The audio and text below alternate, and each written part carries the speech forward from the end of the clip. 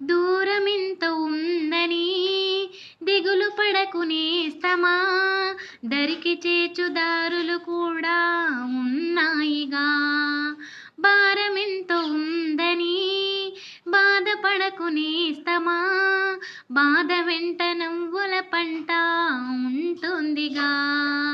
సాగర మదనం మొదలవగానే విషమే వచ్చింది, విసుకే చెందక కృషి చేస్తేనే అమృతమిచ్చింది.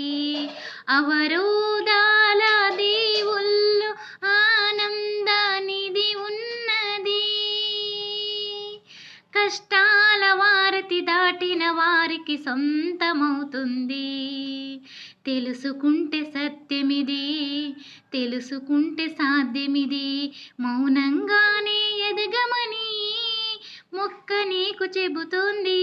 ఎదిగిన కొద్దీ ఉదగమని అర్థమందులో ఉంది.